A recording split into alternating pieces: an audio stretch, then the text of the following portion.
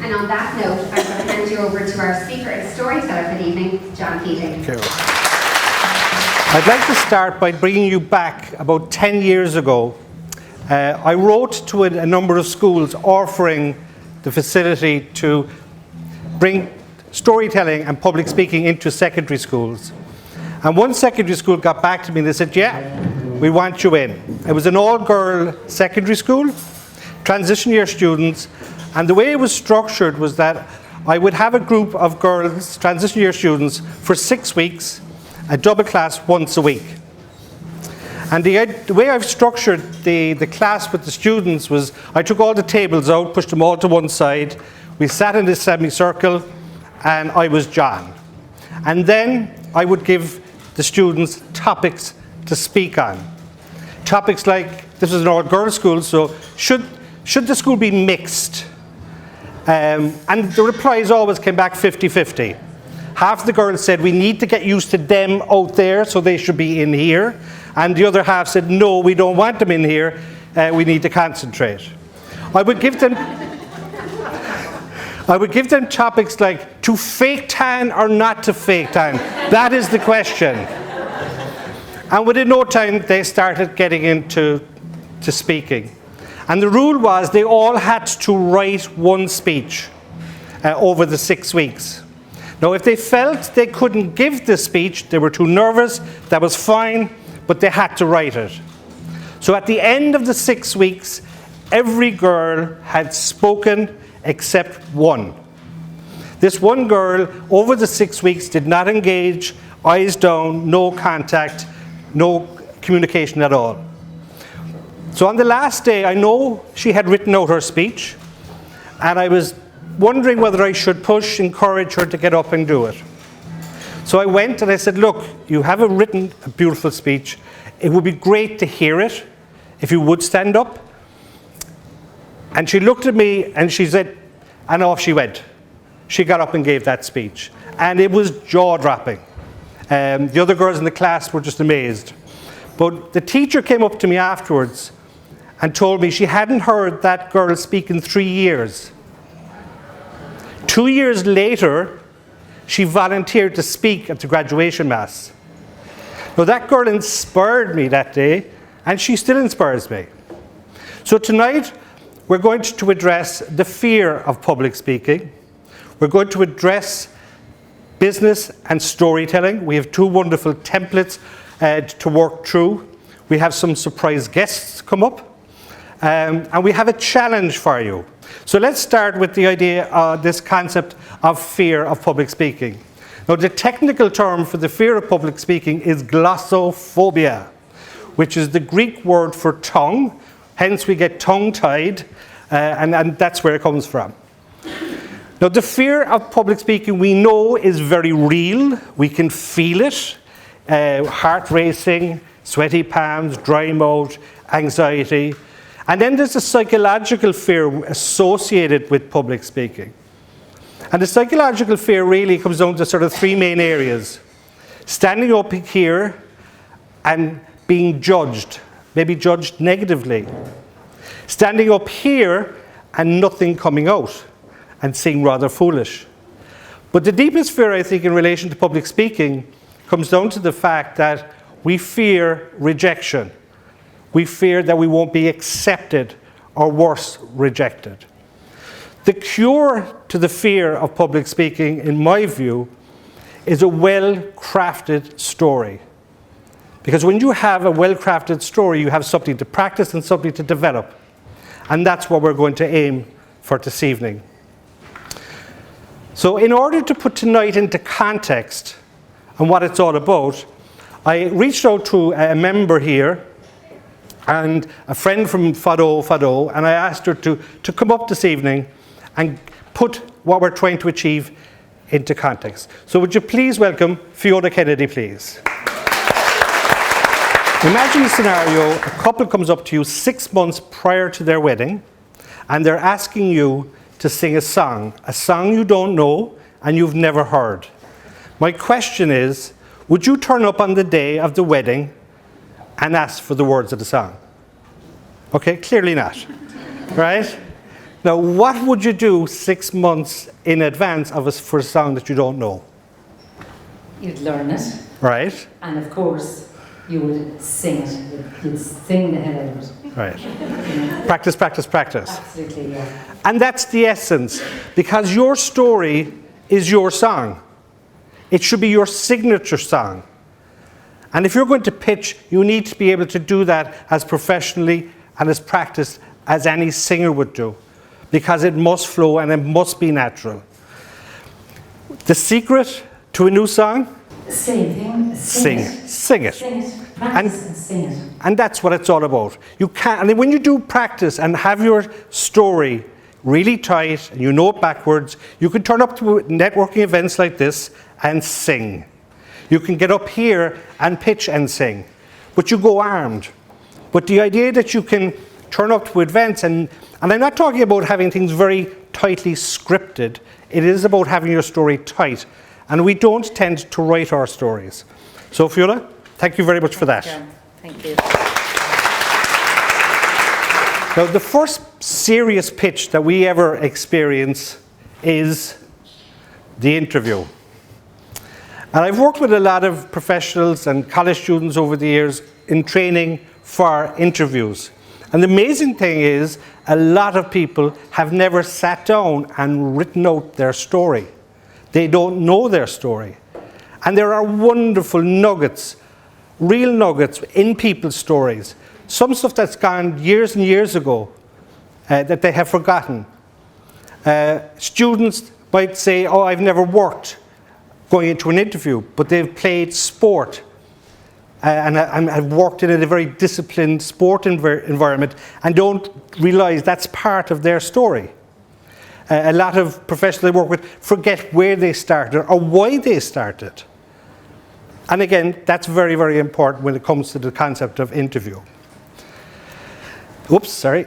The next one then is when we're pitching, either at events like this or in work, and we stand up and make presentations.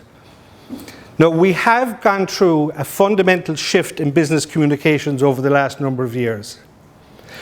Traditionally, it was sell, sell, sell. Today, it's very much, how can I help? We must really try and understand. In the past, it was very much always be closing, always be closing. Today, it's very much about telling compelling stories. In the past, it was very much a numbers game, but today it's very much a relationship game. It's about building relationships. So that communication has changed. Now, the problem with a lot of business presentations today is that they drip, and drip badly. And by drip we mean data rich, insight poor.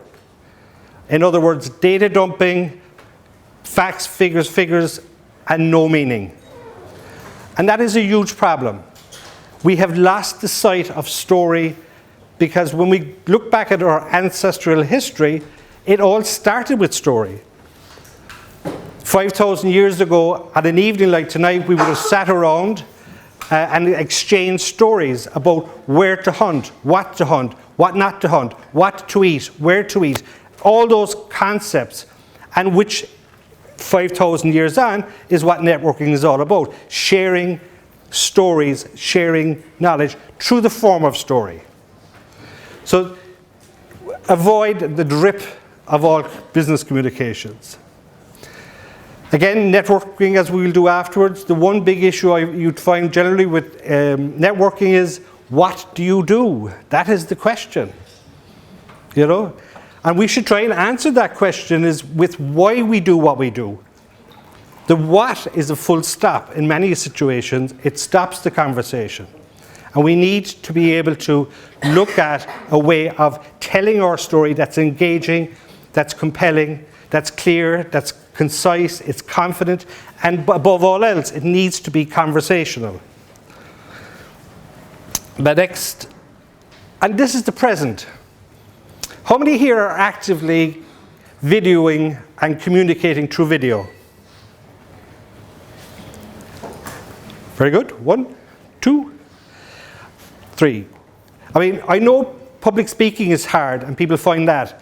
I've worked with a client recently, and the idea of a camera and talking to a camera was a meltdown. Would stand up and speak, but the camera, it's a different world. And it's a different skill set to be able to connect with a camera. But if you want to pitch, and you want to pitch 24 hours a day, it's to camera. And again, if you have a short, tight story, which we will work on, to be able to talk to camera and connect and tell your story, how it started, your business or your idea, in a minute and a half, that's there 24/7. And it's very, very effective. And it's a way people will connect into not what you do, but why you do what you do. Simon Sinek, that TED Talk, said people don't buy what you have, they buy you. They buy why you do what you do. And we have to be able to communicate that. But we tend to get bogged down too much with what we do. Okay. Now, we experience this weapons of mass destruction every day, and we get bombarded and pitched, nearly 24/7 between Facebook and Tube, everywhere. We're getting bombarded with messages. And we are being pitched too. But there's one particular pitch that you experience, and I wonder how many of you have fallen for this particular type of pitch.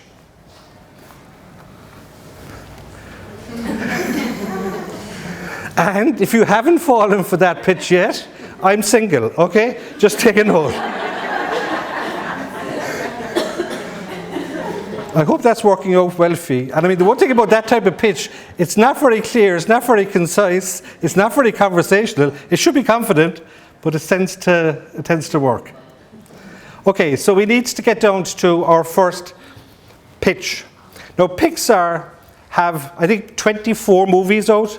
Toy Story is the latest. Toy Story 4 is out. Every Pixar movie has one structure. Very simple structure, but every one of them follow.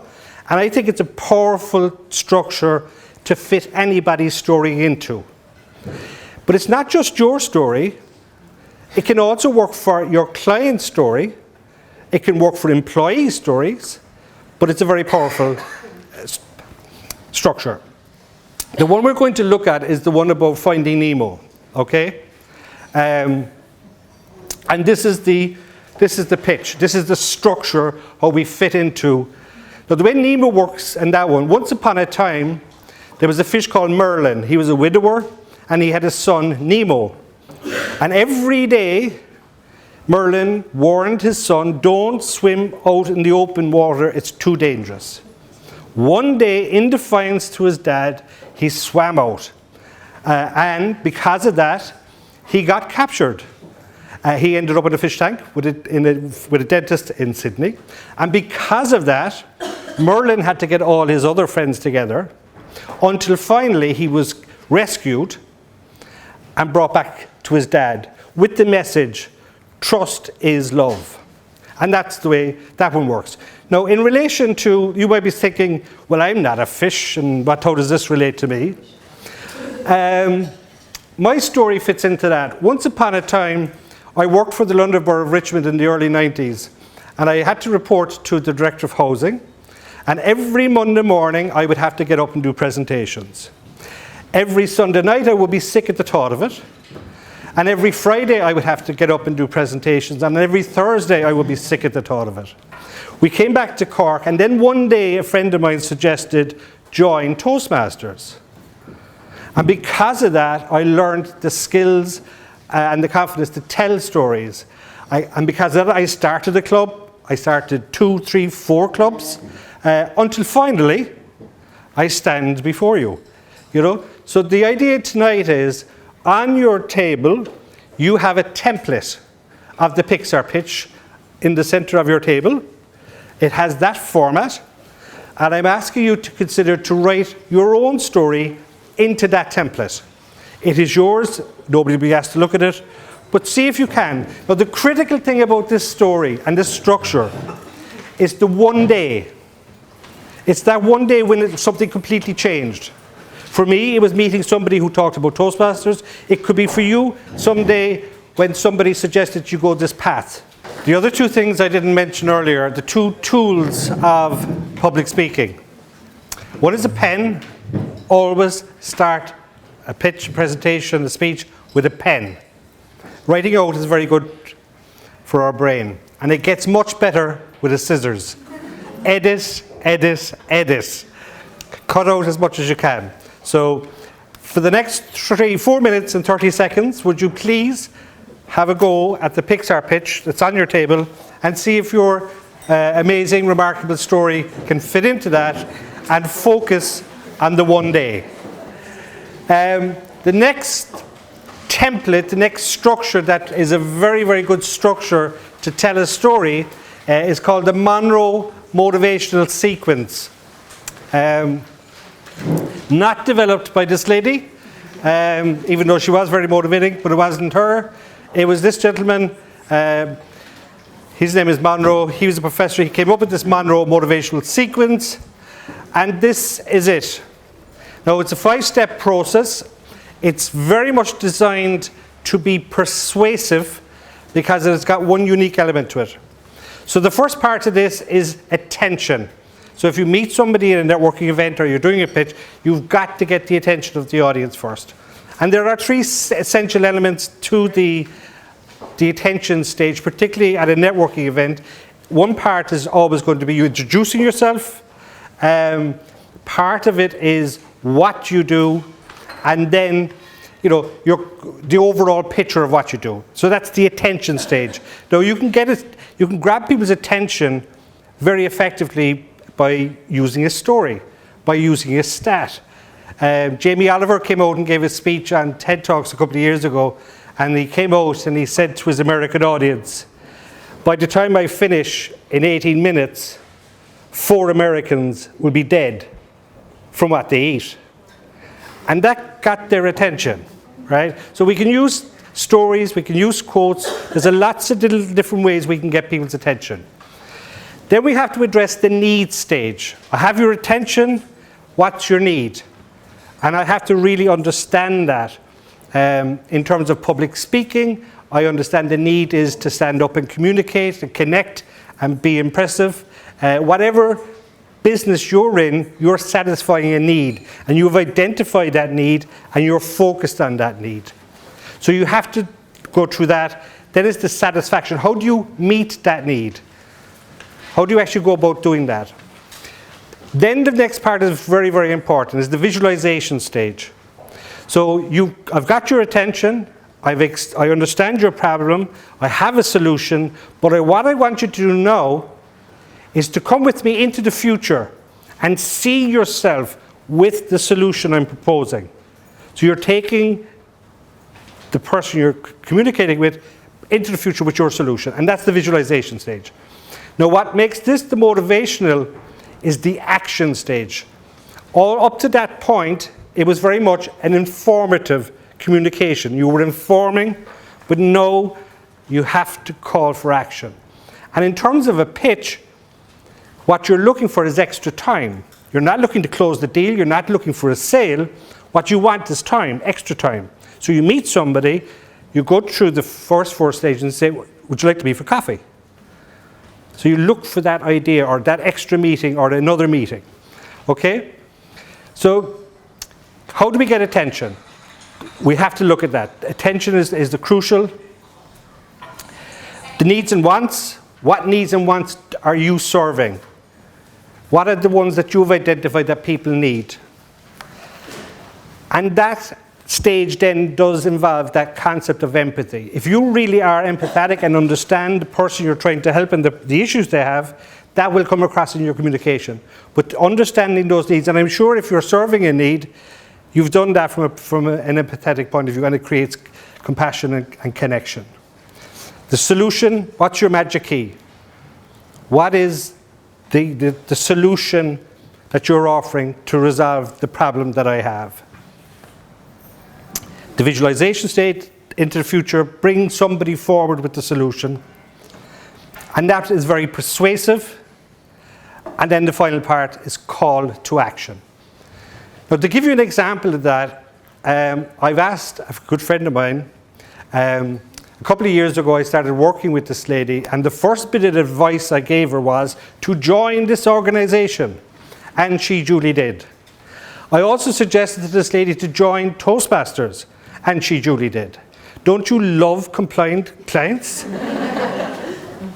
So would you please give a warm welcome to Michelle Harwick, please. Thank you. Well, I first heard about John was when two of my colleagues recommended him. They had worked with him for their own professional speeches, and they gave him rave reviews. And so I thought I really must meet this guy, and I made contact with him, and we had a meeting. And I was telling him about the facets of my work with clients and organisations and workshops and retreats. And I said what I thought was a very random comment about how sometimes in life we have difficulties and challenges, and it can be likened to a thorn.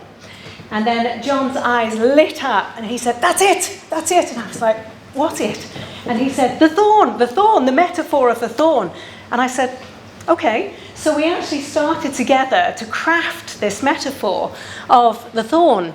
And we were talking about how life's challenges and difficulties are likened to a thorn. Sometimes they go in really, really deep and they're painful and they take a long time to heal. And other times they scratch the surface, but we still feel them and we're still impacted by them and they stay with us. And, you know, every so often we get a dart of pain that reminds us that thorn is actually still there. So the thorns that we have in life are very, very varied. We can have the thorn of relationships. We can have the thorn of work, of finances. We can have the thorn of stress or anxiety. And so they all impact us in a very, very different way. And what is important is to think about meditation. So using the tools of meditation and mindfulness and relaxation, we can actually safely and gently remove the thorn and get relief. So that's really what I do with clients, is to bring about the peace and harmony inside themselves. So the peace and harmony within their minds. And as soon as you have peace and harmony in your mind, you have peace and harmony in your heart and in your body as well. And so that allows you to be, you know, a much better version of yourself. And so meditation, for those of you who are not aware, is very much about tapping into your breathing and slowing your breathing down. It's also about being very present. It's also about slowing and calming the mind down too. And it allows you to blossom, to really blossom to your full potential without those pesky thorns. Here's my shopping list. So we press pause with meditation, and that really helps us remove those thorns. So if you are ready to experience some relaxation and have a stress-free, thorn-free life, then I'd be really happy to talk to you later on. Welcome.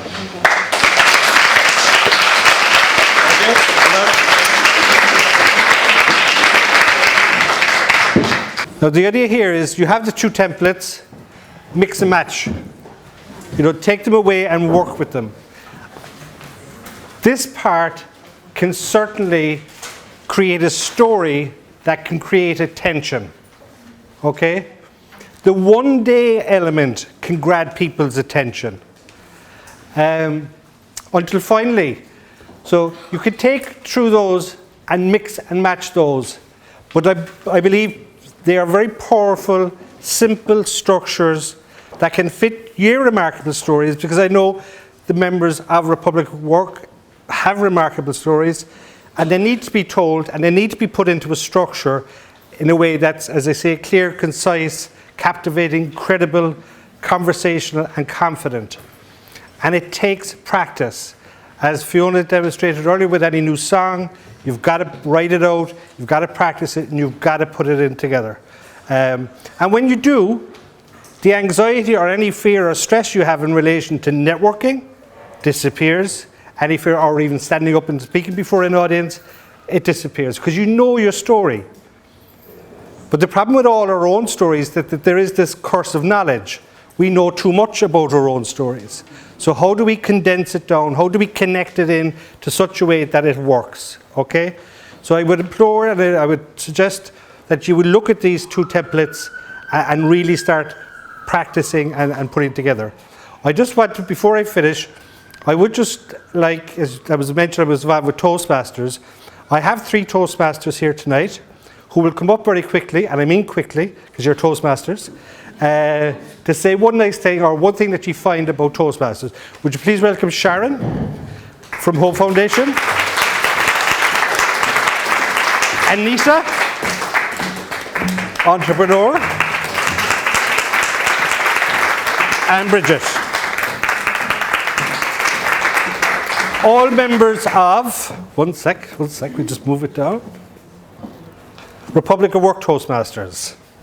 Over to you, Sharon. Say one thing I like about it, well, it's a very encouraging, supportive, non-judgmental environment. So when you walk in and you're terrified, we have a welcome officer and we welcome you. We, sit you down and say you don't have to say anything for the first few nights. You can just watch and observe.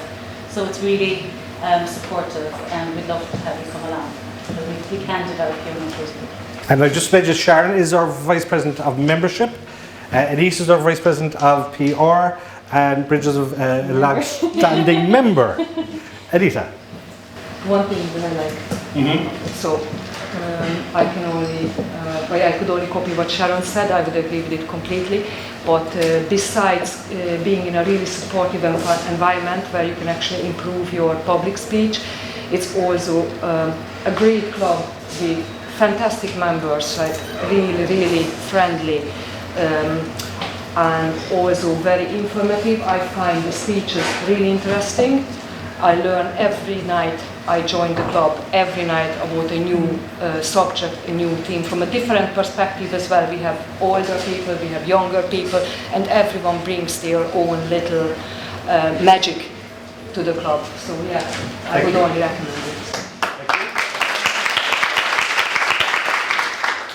Bridget. So I suppose what I love about the Toastmasters Club, John as president, is being able to work on the things that we've just touched on this evening. Yeah. And Republic of Work has been very good to us that we can use the space once a week. So this Toastmaster Club is actually very active.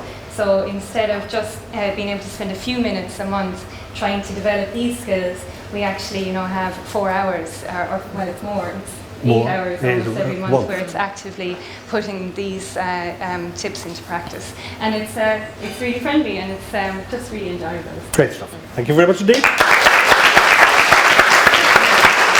Thank you. And I was very fortunate, I got confirmation earlier on today that this lady was going to turn up and present on voice, very short. So would you please give a warm welcome to Jean, please.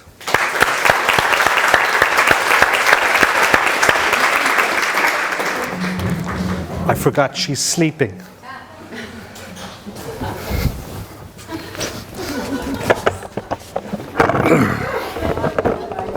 This is Jean. Now, this is a face you see when you look in the window of Brown Thomas. Because Jane is from Brown Thomas and she's here courtesy of Brown Thomas, and I'm very grateful for her. Jean also represents the face of a nervous, anxious speaker, because it's featureless.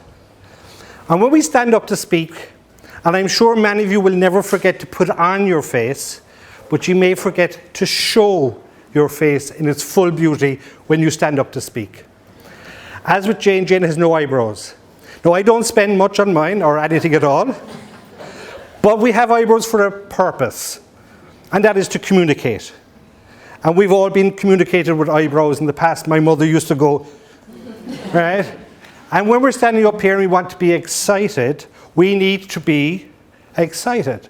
Now, eyebrows, as it turns out, they did a study with the Beatles, and they found out Paul McCartney was the most popular of all the Beatles, based on all the photographs and all the public appearances and all the movies. And the reason was his eyebrows were always up. Now, it could be to do with the drugs, I'm not sure, but okay. Now, when we speak, our eyes tell stories. We must let our eyes sparkle. and really sparkle from in here. Our nose is vitally important. We need to breathe in and relax. But most importantly, smile. Show that you're happy to be up here. That what you have is important, what you want to share is important to the audience that you have. So stand and speak and smile. And don't be a dummy like Jane. Thank you.